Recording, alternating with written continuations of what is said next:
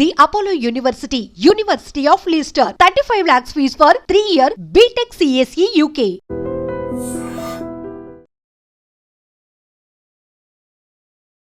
నమస్కారం, welcome to I dream. ధర్మ మార్గం విత్ విజిత కార్యక్రమానికి స్వాగతం.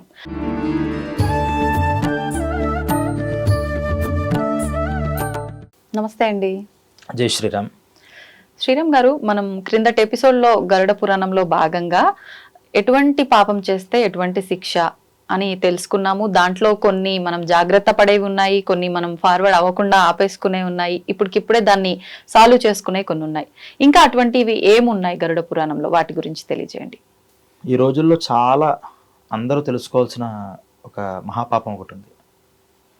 అసలు ఆడపిల్లని చూస్తే రేపో మాపో మరణించేటటువంటి వ్యక్తి వరకు కూడా అదొక భోగ వస్తువుగా అందరూ ఫీల్ అవుతున్నారు. వావి వరస అనేటటువంటివి పూర్తిగా పోతున్నాయి. చిన్నపిల్ల, పెద్ద పిల్ల, నెలల పిల్ల, చిన్న నెలల పిల్లల మీద కూడా వాళ్ళ దృష్టి వేరే రకంగా కనిపిస్తుంది. దీనికి గరుడ పురాణంలో చాలా వికృతంగా చెప్పారు. దీన్ని కన్యాహత్య అన్నారు. కన్యాహత్య అంటే చిన్న పిల్లల మీద చేసేటటువంటి అఘాయిత్యం కానీ, లేదా వాళ్ళని మనం ఇప్పుడు దానికి రకరకాల పేర్లు వచ్చాయి కదా, అలాంటివి చేసేటటువంటి కానీ, ఏదో రూపంగా మానసికంగా శాడిజం చేస్తారు కొంతమంది. వాళ్ళకి ఎవరికి ఇంట్లో ఎవరికి చెప్పుకోలేరు పాపం, లోపల చాలా క్షోభ అనుభవించి ఒక వయసు వచ్చిన తర్వాత వాళ్ళు చాలా నలుగురితో కలిసే పరిస్థితి కూడా పిల్లలకి కలగట్ల. అలా జీవితాన్ని నాశనం చేసేస్తున్న మానవ మృగాలు చాలామంది ఉన్నాయి. వీళ్ళందరికీ ఏం చెప్పారంటే వాళ్ళకి కుష్ఠరోగం వస్తుంది అన్నారు. కుష్ఠరోగం అంటే దాన్ని లెప్రసీ అంటారేమో, అటువంటి రోగం వస్తుంది. అంటే ఇప్పుడు ఇంకో మనకి మెయిన్గా తెలుసుకోవాల్సింది ఏంటంటే, ఇప్పుడు కుష్ఠరోగం ఉన్న వాళ్ళందరూ కూడా గతంలో ఈ పాపమే చేసి ఉంటారా? మనకి ఆ డౌట్ కూడా రావాలి కదా. గతంలో చేసుకున్న అంటే కుష్ఠరోగం ఉన్న వాళ్ళందరూ ఈ పాపమే చేశారు అని చెప్పట్లా. ఈ పాపం చేసిన వాళ్ళకి ఈ రోగం వచ్చే జన్మ వస్తుంది. అంటే సార్వత్రికంగా కేవలం కుష్ఠరోగానికి ఇదొక్కటే కారణం కాదు. అంటే ఈ కన్యాహత్య ఒక్కటే కారణం కాదు, అనేక కారణాలు ఉన్నాయి. ఇప్పుడు మనం మాట్లాడుతున్న కన్యాహత్య విషయం కాబట్టి, కన్యాహత్య చేసిన వాళ్ళకి ఏమొస్తుంది అంటే కుష్ఠరోగం వస్తుంది. అంటే కుష్ఠరోగం డైరెక్ట్ పుట్టేస్తారా? ఇంకా నరకలోకంలో వీళ్ళకి ఏమి యాతనలు ఉండవా? అవి తర్వాత ఎపిసోడ్లో వస్తాయి. ఈ భయంకరమైన శిక్షలు అనమాట. అంటే దాన్ని మనం రఫ్గా చెప్పుకుంటే, ఒక కాలుతున్న ఇనుమ స్తంభం ఉంటుంది. అది ఎలా ఉంటుందంటే 1000 degrees అంటాం కదా, అసలు అది మెల్ట్ అయిపోయేలా ఉంటుంది. అది కానీ మెల్ట్ అవ్వదు. అక్కడ వచ్చిందనివే అంతే. శరీరం మెల్ట్ అయిపోతుందేమో అనుకుంటాం, మెల్ట్ అవ్వదు. కానీ మెల్ట్ అయిన ఫీలింగ్ మాత్రం, మెల్ట్ అయితే ఎంత నొప్పి వస్తుందో నొప్పి కంటిన్యూ అవుతూ ఉంటుంది. అది వాళ్ళు ఒక టైం పీరియడ్ పెట్టుకుంటారు. నువ్వు చేసిన పాపానికి ఇంతసేపు ఆ అమ్మాయి ఈ అనుభవం, ఈ బాధను అనుభవించింది కాబట్టి ఇన్ని సెకండ్లు. అంటే ఇక్కడ ఇంకో మైనస్ ఏంటంటే, ఇక్కడ మనకి టైంకి అక్కడ టైంకి చాలా తేడా ఉంటుంది కదా. ఇక్కడ ఒక సెకండ్ ఎవరినో చిన్న అమ్మాయిని ఇబ్బంది పెట్టావు, కానీ అక్కడ కొంత గంట సేపు నువ్వు అనుభవించాల్సిన టైం కింద మారిపోతుంది. ఆ టైమర్ పెట్టుకుని మరి వాళ్ళు ఏం చేస్తారంటే, చిన్న చిన్న వాళ్ళు మనకి good touch or bad touch అని కూడా పాపం చూపించే ఎంత దౌర్భాగ్యం అండి చూడండి. అంటే ఏ సమాజంలో ఉంటున్నాం మనం? గుడ్ టచ్ బ్యాడ్ టచ్ నేర్పించాలా ఆడపిల్లలకి? అంటే అంత రక్షణ లేని పరిస్థితిలో వెళ్ళిపోతున్నాం. ఇలా ఇప్పుడు నేను మాట్లాడుతుంది ఘోరమైన తప్పుల గురించి మాట్లాడట్లా, good touch or bad touch.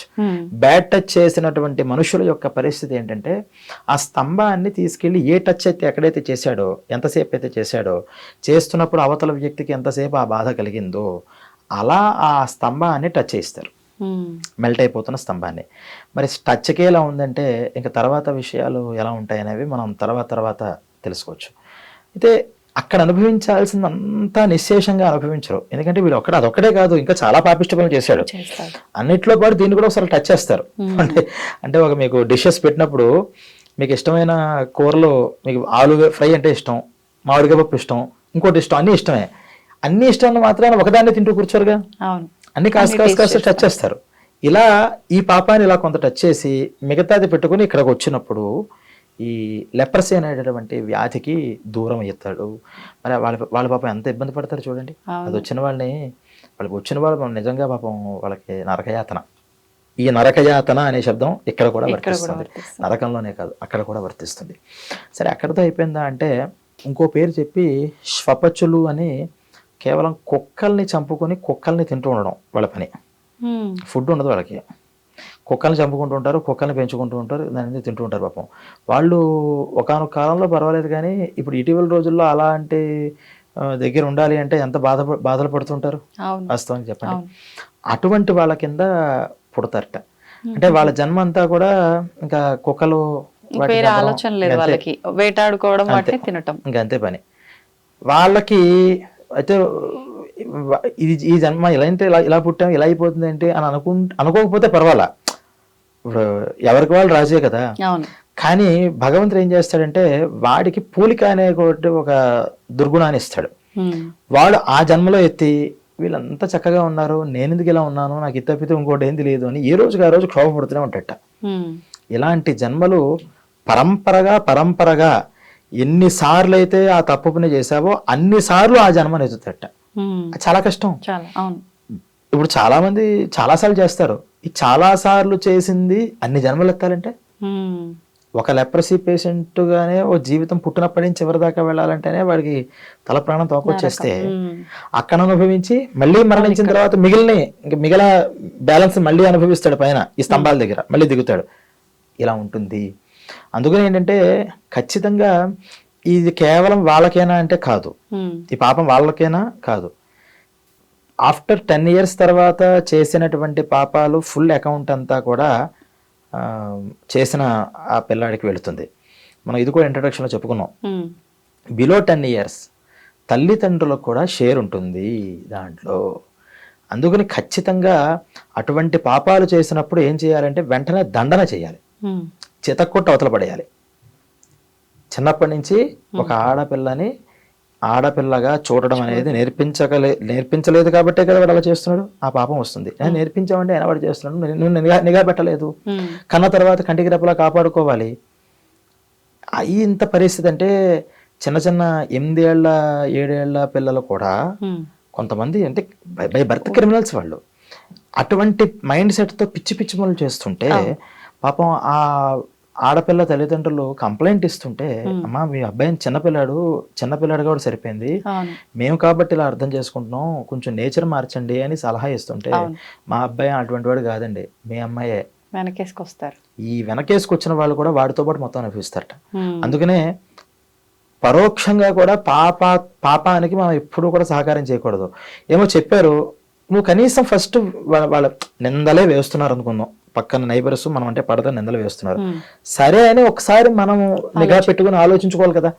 First ఊరికే వత్తాసు పిలికేస్తూ కూర్చుంటే నా కొడుకు కదా అని. ఈ తీరు వల్ల కూడా పిల్లలు సరైన పెంపకం లేకపోవడం వల్ల కూడా ఈ క్రిమినల్స్ తయారవుతున్నారు. అంటే ఆ దృష్టి లేకపోవడం, చిన్నప్పటి నుంచి చెప్తున్నా సరే ఎక్కడో ఎవరో ఒకరు చెప్తారు, పట్టించుకోకపోవడం. ఇది చిన్నప్పటి నుంచి తల్లులు నేర్పించకపోతే, వాళ్ళు నేర్పించినా వాళ్ళు చేశారు అంటే ఆ పాపం వాళ్ళ అకౌంట్లోకి వెళ్ళిపోతుంది. నేర్పించకపోతే నేర్పించినందుకు గాను వాళ్ళతో పాటు ప్రతి స్తంభం దగ్గర ప్రతి జన్మలోనూ అనుబంధ జీవులుగా వస్తుంటారు వీళ్ళు. ఏ జన్మలో ఏ అనుబంధం ఉందో, నా మీద ఎంత దీంతో ఉంటాం, ఇదే అనుబంధం, పాపానుబంధం ఇది. ఈ అనుబంధం వల్ల ఏమవుతుందంటే వాడు కుష్ఠరోగి కింద పుడితే ఆ కుష్ఠరోగికి సేవ చేసే వాళ్ళ కింద వీళ్ళు పుడుతూ ఉంటారు.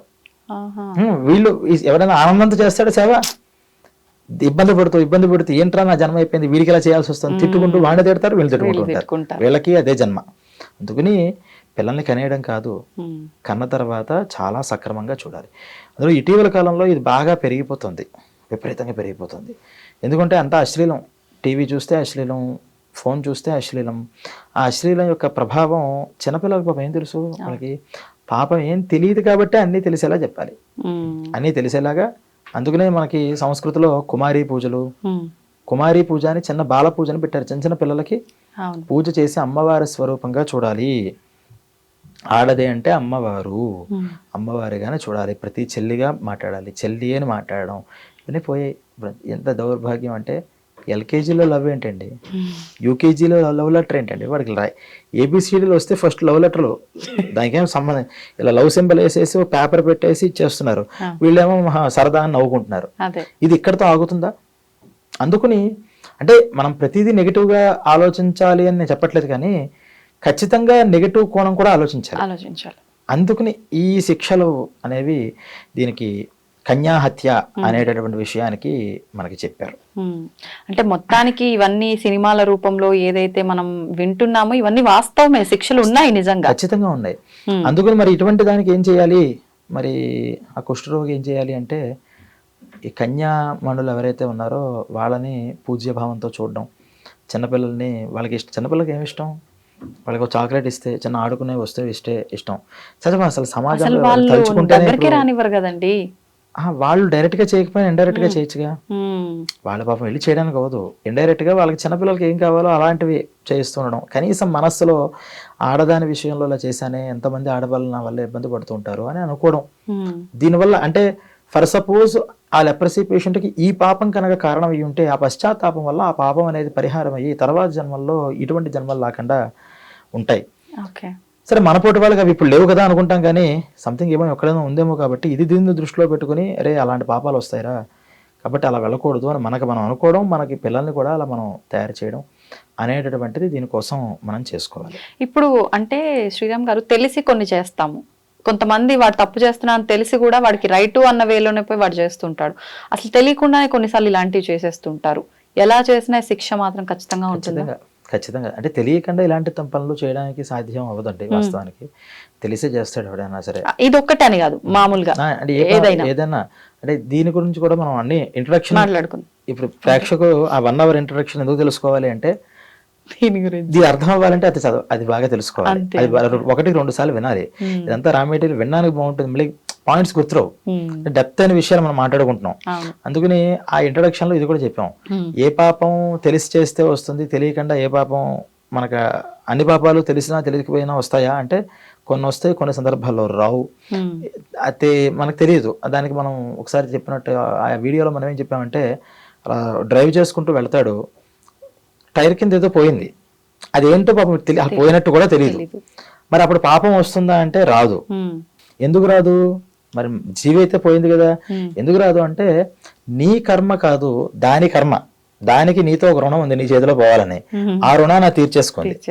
కానీ ఏదో వెళ్ళింది, ప్రెస్ అయింది, వెళ్ళిన తర్వాత సంథింగ్ ఏదో ఒకసారి వెళ్ళింది అని ఆపి వెనక్కి చూశాడు అంటేనే నీకు అది అంటుకునే పాపం కాబట్టి మనకు అంటపడుతుంది, లేకపోతే మనకు కంటపడింది. ఇప్పుడు ఏం చేయాలి? అయ్యో నా అవసరంగా చేశానేది నేను, దాన్ని అలా రోడ్డు మీద పడేసి వెళ్ళిపోకుండా పక్కకి తీసుకెళ్ళి దానికి ఏదో ఒక మట్టిలో కూరడమో పాతడమో ఏదో చేసి ఇక మీదట మళ్ళీ వెళ్ళినప్పుడు ఇలా జరిగింది నా వల్ల, కొంచెం జాగ్రత్తగా వెళ్ళి ఉండాలి, ఇలా ఈసారి వెళతాను అని మార్చుకోవడం అనేది చేయడం వల్ల పాపం యొక్క తీవ్రత 50% అక్కడ తగ్గిపోతే తర్వాత 50% తగ్గిపోతుంది.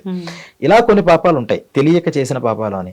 కానీ ఇటువంటి క్రూర కృత్యాలు చిన్నపిల్లల మీద, ఆడపిల్లల మీద అంటే ఇలాంటి వాళ్ళు ఇక్కడ తప్పించుకుంటున్నారండి, కానీ పరమ దారుణంగా అవుతుంది వాళ్ళకి. ఇక్కడ కూడా మనం చెప్పాను, తప్పించుకోవడం అంటే అర్థం ఏంటంటే వాడు ఇంకా పాపాలు ఇంకా పొందే యోగ్యత ఉంది వాడికి.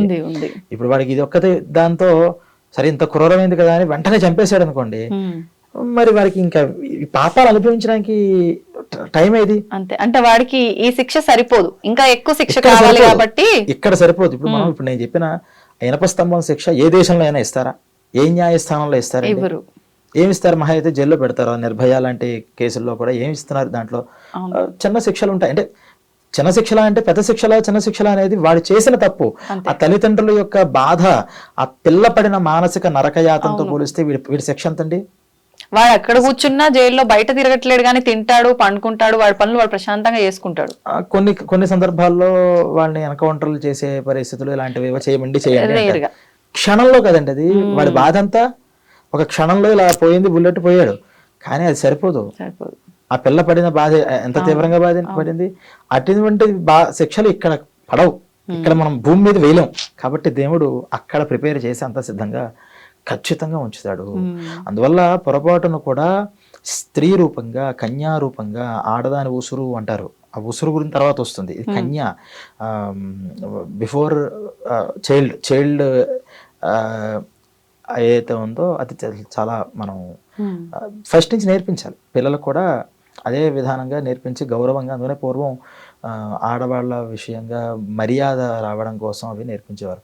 ఆడకి లేదు, మగకి లేదు, అవును పరమదారుణంగా ఉంది. అవును అసలు ఎంత దారుణం అంటే 6 months నుంచి 6 కూడా తగ్గిపోయింది, ఇప్పుడు 3 months చిన్న బేబీ అయితే చాలు అంతే. అంతే, ఆడదంటే ఆడపిల్ల చాలా అయి అంతే. ఉంటే చాలు. అది 60 years ఓల్డ్ వృద్ధురాలైనా సరే వీడికి అసలు కంటికి అంటే కామాంధులు అంటారు. అటువంటి కామాంధులకి అంటే దీంట్లో కూడా ఇంకా తర్వాత ఉంటాయి. ఆ రూపంగా చూడకూడదట, చెడు దృష్టితో చూడకూడదు. చూస్తే ఏమవుతుందో దానికి ఉన్న శిక్షలు తర్వాత ఉన్నాయి. మరి అంటే మనస్సు మరి కంట్రోల్ చేసుకోవడం కష్టం కదండి. టీనేజ్ వస్తుంది, టీనేజర్లు ప్రాక్టికల్ గా మాట్లాడుతున్నాను. మనం పురాణాలు చెప్పేస్తే ప్రాక్టికాలిటీ ఉండదు, ప్రాక్టికల్ గా మాట్లాడదాం. టీనేజ్ వచ్చింది, టీనేజర్ యొక్క స్వభావం ఏంటి, లోపల హార్మోన్స్ వల్ల కానీ దేనికైనా సరే ఒక అట్రాక్షన్ అనేది ఉంటుంది. ఆ తప్ప అదే దాని పాపం ఎలా అంటారండి, పాపం అని వాడికి తెలిసిన ఏజ్ యొక్క ప్రభావం కదా అది అన్నప్పుడు అక్కడ నీకు ఒక్కసారి ఆ భావన కలగచ్చు, ఒక ఇష్టపడడము ఇంకోటో. కానీ క్రిమినల్ గా ఆలోచించడమును సరదాగా ఇష్టపడడానికి తేడా ఉందా లేదా? చాలా తేడా. ఈ క్రిమినల్ మెంటాలిటీ వరకు మనస్సుకు తీసుకెళ్ళకూడదు. ఫస్ట్ ఏదో సరదాగా ఇష్టపడ్డావు, ఇలా ఇస్తే నాకేదో ఏమిటి ఇష్టపడడంలో కూడా పూర్వకాలంలో కూడా ఇష్టపడేవారు. ఎలా ఇష్టపడేవారు, ఈమెతో నా జీవితం ఉంటే బాగుండేదే, నాతో ఉంటే బాగుంటుంది. ఇప్పుడు ఎవరండి అలా అనుకునేది? లేరు. ఎక్కడో ఉన్నారు ఒకటిద్దరు మహానుభావులు. మ్యాక్సిమం పీపుల్ లైఫ్ జీవితం కాదు, తాత్కాలికమైన క్షణికానందం నాకు కావాలి. ఇది చాలా ప్రమాదం, దీన్ని మనం మార్చుకోవచ్చు. అన్నిట్లో కల్తీలాగా ఇక్కడ కూడా మనుషులు, బంధాలు, బంధుత్వాల్లో కూడా కల్తీ వచ్చేసినాయి. అందుకని ఈ విషయం చాలా మనం ప్రతినిత్యం కూడా మనం చాలా జాగ్రత్తతో, ఒక ఆడపిల్ల పుట్టినా కష్టమే. ఆడపిల్ల పుడితే ఎక్కడ ఏం జరుగుతుందో, ఏ రోజు ఏది వినాల్సి వస్తుందో బాధ. మగపిల్లాడు పుట్టినా కష్టమే, ఎక్కడ ఏ విధోపం చేసేస్తాడో. అందుకని వీళ్ళు జాగ్రత్తగా ఉండాలి, వాళ్ళు జాగ్రత్తగా పెంచాలి. అప్పుడు సమాజంలో మంచి వాళ్ళు రావడానికి చిన్నప్పటి నుంచి కాస్త ఆధ్యాత్మికత, ఒక డివోషన్, ఈ మార్గాన్ని తీసుకొస్తూ ఉంటే కొంత, అంటే ఇప్పుడు నేను 100% మారిపోతారు, శుద్ధపూసలు అయిపోతారు అని చెప్పలేము. ఎందుకంటే కేవలం ఈ వాతావరణమే కాదు, బయట ప్రపంచం, టీవీస్, ఫ్రెండ్స్ మాట్లాడుకునేటటువంటి మాటలు, మీకు 3rd class 4th class పిల్లలు మాట్లాడుకునే బూతులు మనం వెళ్ళైపోతున్నాం. అంత దారుణంగా మాట్లాడుతున్నారు వాళ్ళు, పెద్ద పెద్ద డైలాగ్స్ అని. అంటే ఆ వాతావరణం, ఎందుకంటే ఇంట్లో కూడా అవే మాటలు పెద్దవాళ్ళని మాట్లాడుతూ ఉంటే చూసి నేర్చేసుకుంటారు. క్యాజువల్ అయిపోయింది, బాగా అయిపోయింది. అందుకని ఆ వాతావరణం నుంచి ఖచ్చితంగా రాకపోతే మాత్రం కన్యాపాతకం, చాలా కన్యాహత్య అనేది మహాపాతకంగా చెప్పారు. మొత్తానికి చాలా జాగ్రత్తగా ఉండాలి, లైఫ్ అనేది చాలా జాగ్రత్తగా లీడ్ చేయాలి. అంతా కూడా ఒక ప్రణాళిక, ప్రతి కదలిక ఒక ప్రణాళిక ప్రకారం వెళ్ళాలంటారు. ధన్యవాదాలండి. తవ్వుతున్న శివలింగం సరే, దాన్ని అట్లా కప్పేసేయండి, చూపించదండి. కృష్ణ ఇస్ దేర్, మూర్తి పూజ కాదు, సాక్షాత్ బ్రజేంద్ర నందన భగవాన్ ఉన్నారు మూర్తిలో. ఏమీ ఆశించకుండా ఆరాధించే వాళ్ళు కూడా ఉన్నారా ప్రభుజీ? నిజమైన భక్తి అంటే మనకు తెలియదు కాబట్టి